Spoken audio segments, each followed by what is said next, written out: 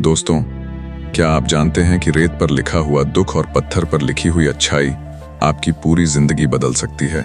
आज की कहानी दो दोस्तों करण और अमन की है, जिनकी एक छोटी सी गलती ने उन्हें एक दूसरे का दुश्मन बना दिया। लेकिन फिर समुद्र की एक लहर और एक पत्थर ने उन्हें वो सिखाया जो बड़ी बड़ी किताबें नहीं सिखा पाती। चलिए जानते हैं कैसे इनकी दोस्ती ने की नई मिसाल कायम की। दोस्तों, वीडियो शुरू करने से पहले मैं कहना चाहता हूं कि मेरी पहली बुक प्ले स्टोर पर पब्लिश हो चुकी है, जिसका नाम है अनुशासन की कीमत। इस कहानी में आपको अनुशासन का महत्व और उसकी कीमत बताई गई है।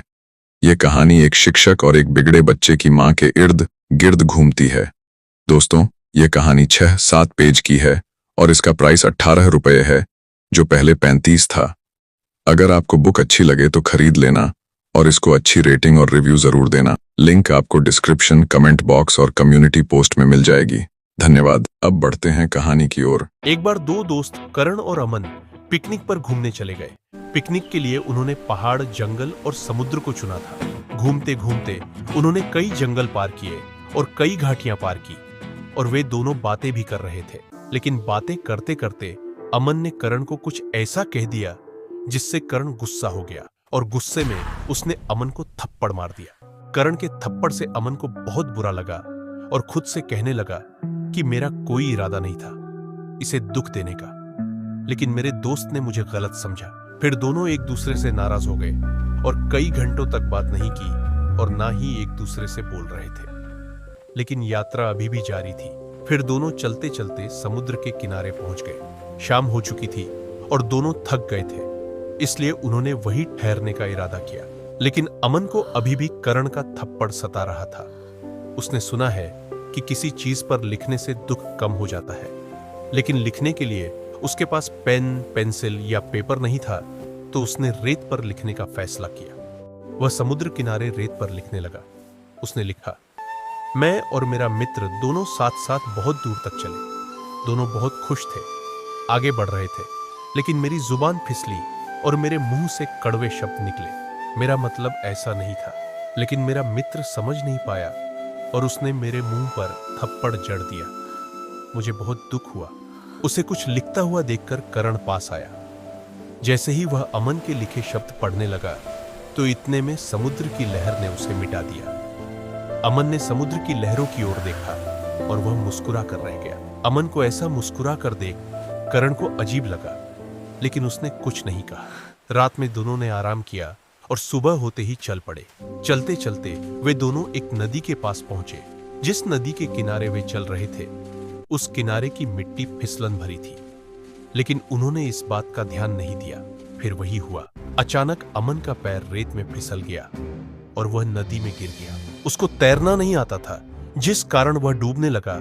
करण ने बिना सोचे गहरे पानी में छलांग लगा दी और अमन को बचा लिया। लेकिन इस घटना के बाद भी दोनों आपस में नहीं बोल रहे थे। यात्रा अभी भी जारी थी। दोनों फिर चल दिए। चलते चलते शाम हो गई और एक जगह रुक गए। फिर अमन ने बड़ा पत्थर देखा और लिखना शुरू कर दिया। उसने लिखा, आज मेरा मित्र महान बन गया। आज उसने अपने प्राणों की बाजी लगाकर मुझे मौत के मुंह से बचा लिया। कल मुझे उसके अंदर शैतान के दर्शन हुए थे, लेकिन आज वह देवता बन गया। आज उसने मुझे नई जिंदगी दी है।